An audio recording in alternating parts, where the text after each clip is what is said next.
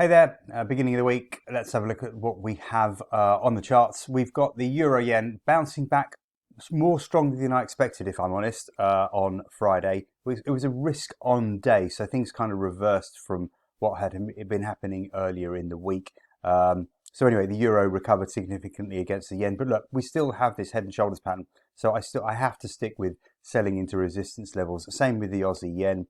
We have a clear, I waited for these patterns to form, and we have a clear head and shoulders pattern here as well. So bounce back to the neckline. That's quite common in head and shoulders patterns, that we do bounce back to the neckline, and it really is a gift, because if we turn around, hit that, it's just a nice clear selling opportunity. So keep the stops a little bit wide just in case we overrun it, but that's what I'm looking for at the moment.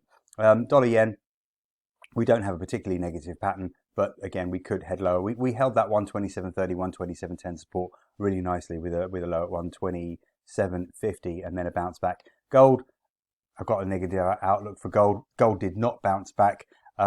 If we get anywhere near that sort of 1830, 1840 area, that should be a good resistance level. But as you know, my outlook for gold is negative. Same for silver. I have a negative outlook for that.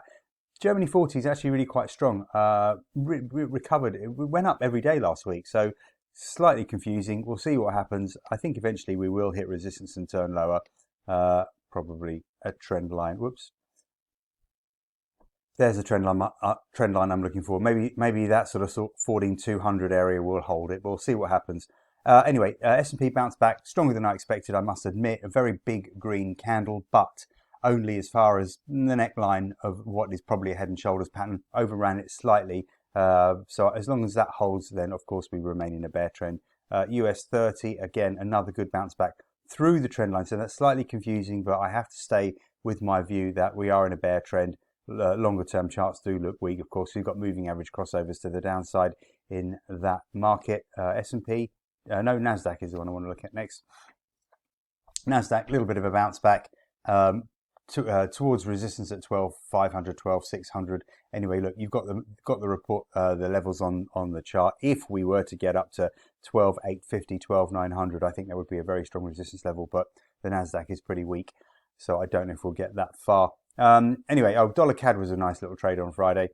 Finally reversed from that very strong resistance level in the sort of mid 130 area, and we dumped about 100, 150 pips on that one. But some small losses on some other trades, I must admit, because the reaction on Friday was stronger than I expected in stock markets and weaker than I expected in the US dollar. Okay, look, that's my view. More of the same, I think. Weaker stocks, weaker gold, weaker silver, and stronger dollar. I think that is the trend, and I've got to stick with it until I see something that tells me something else. Just worthy of note is that the pound cable, pound versus dollar, we've got a slightly bullish engulfing candle here.